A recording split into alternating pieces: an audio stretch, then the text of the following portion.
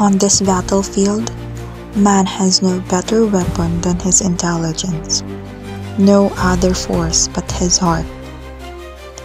These were the words of a man who dreamed of freedom, not through violence but through knowledge. His journey took him beyond the Philippines, across distant lands, where he sharpened his mind, fought with his pen, and faced his fate with an unwavering courage for his beloved country.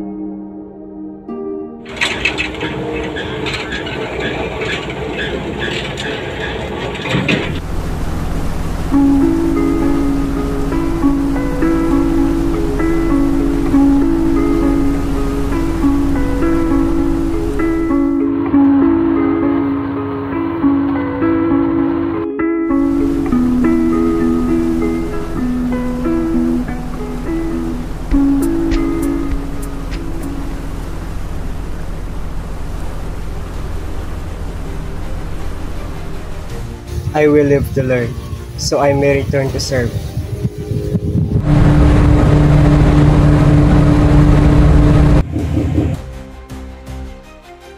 To free our motherland, the Philippines, from the cruelty and greed of the Spanish colonizers. Rizal traveled to other countries to study and learn. Here began his revolution, not with the sword, but with the pen.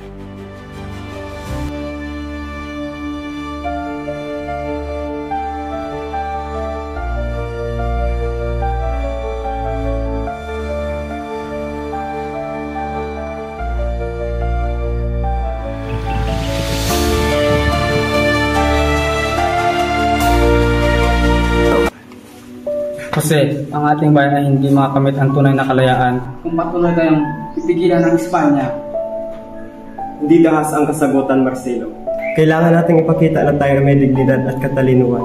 Ang panulat ay magiging ating sandata.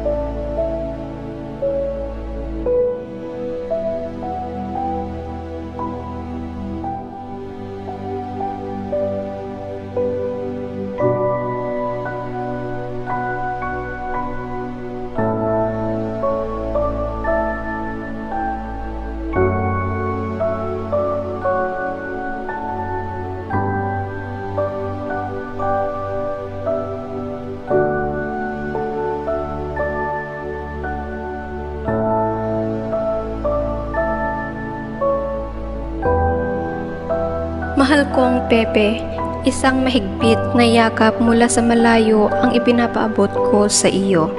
Hindi ko alam kung paano ko ito umpisahan, ngunit wala ng ibang paraan kundi ang sabihin sa iyo na ako'y ikinasal na kay Ginoong Kiping. Alam kong nasasaktan ka sa aking balita, gaya ng pagkawasak ng damdamin ko sa bawat pagdikit ng panulat ko sa papel na ito. Sana'y patawarin mo ako, mahal kong Pepe. Hanggang sa muli nating pagkikita, ingatan mo ang iyong sarili gaya ng pag-ingat ko sa ating mga alaala. Lubos na nagmamahal, Leonor.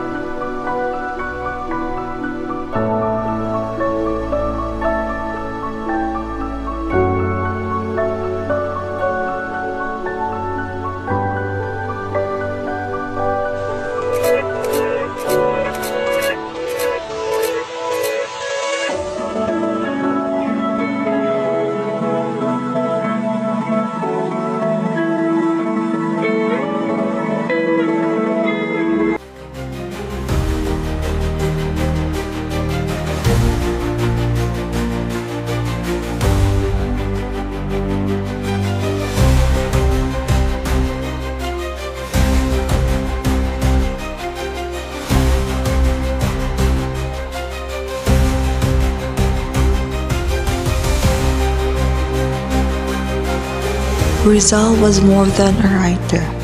He was a doctor, an artist, and a linguist. In Paris, he studied ophthalmology to help his mother. In Germany, he met great scientists and philosophers. In Belgium, he finished his greatest work, Noli Me Tangere.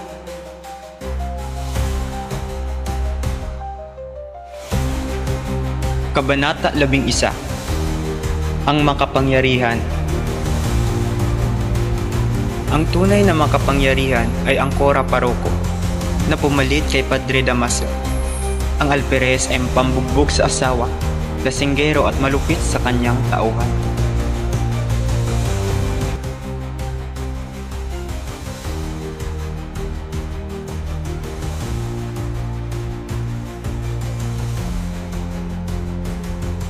Tapos na ang mga pahina, Maximo.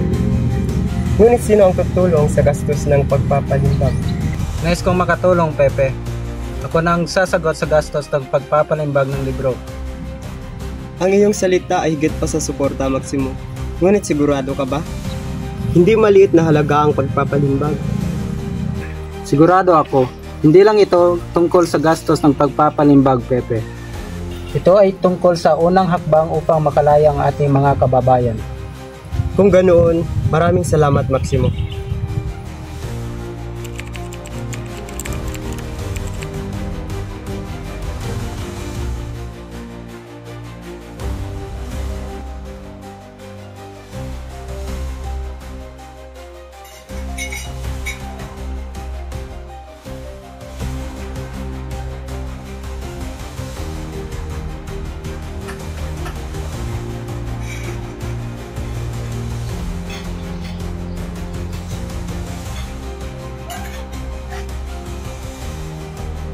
Pepe!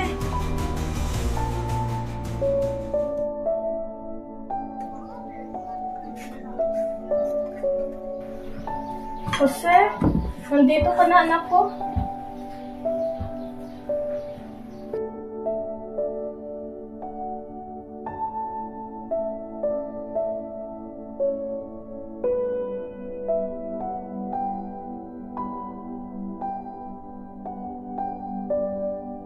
Jose, anak. Nakita mo na ang kapangyarihan ng mga Kastila. Hindi nila papalampasin ang iyong mga ideya sa isinulat mong libro. Kailangan mong umalis muli para sa iyong kaligtasan. Aking ina, ang aking isinulat na libro ay isang simula lamang. Ang apoy ng pagbabago ay nasa puso ng bawat Pilipinong nangangarap ng kalayaan.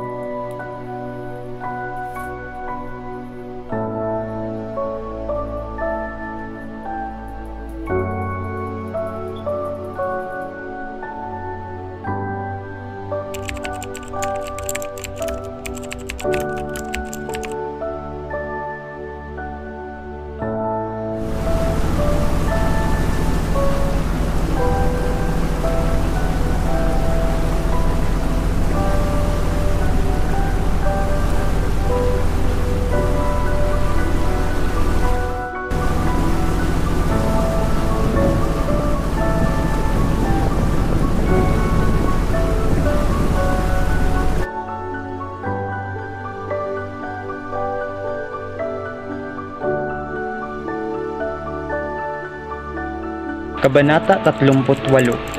Ang kasawian. Si Matanglawin ay naghagsik ng lagim sa iba't ibang parte ng Luzon. Sinunog niya ang kabyawan ng Batangas at sinira ang mga pananim sa Tiani.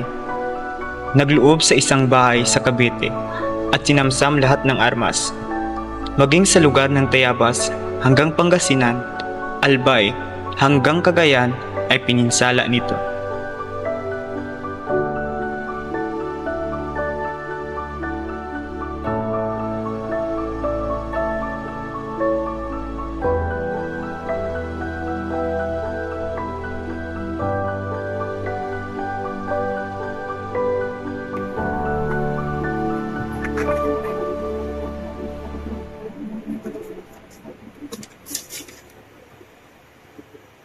Biham mula kay Valentin.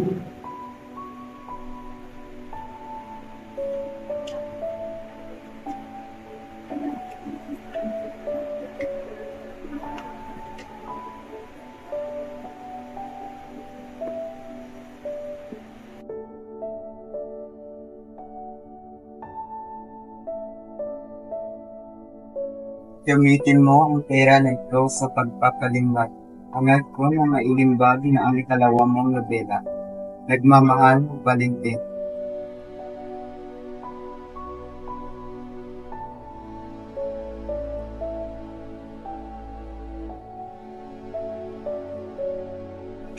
Sa wakas, tapos na rin ang iyong nobela. Salamat.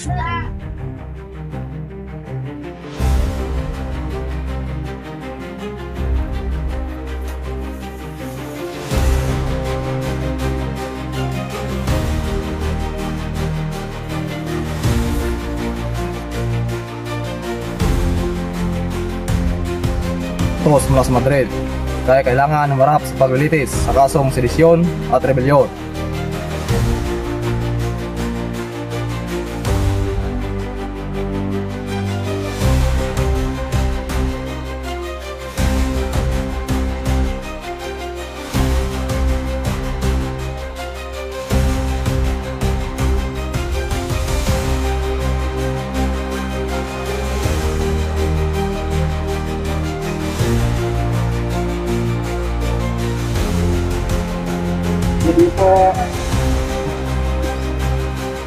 Dito kayo. Si Rizal, arestado?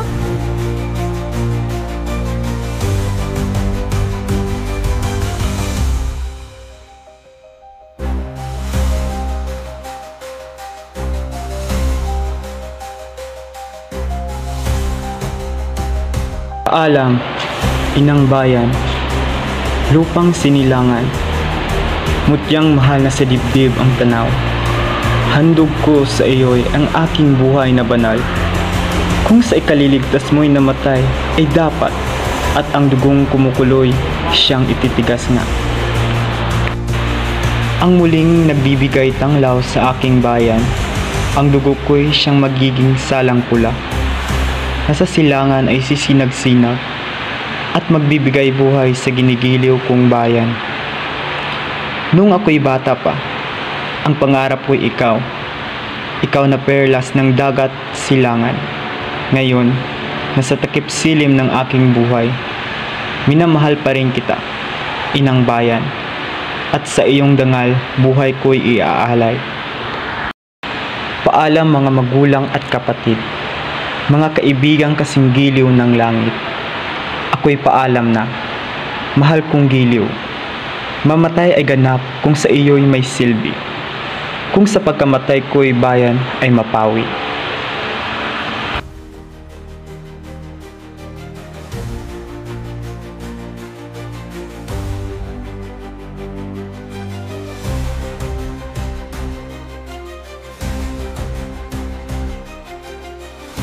Despite all his efforts, sacrifices, and hopes, the day came when his life was ended by the bullets of the Spaniards. In the face of overwhelming silence, Dr. Jose Rizal, the hero who gave his life for freedom, met his death with courage, not fear, but hope for the future of his country. His final words, Consumatum est. signaled a new beginning. Fuego!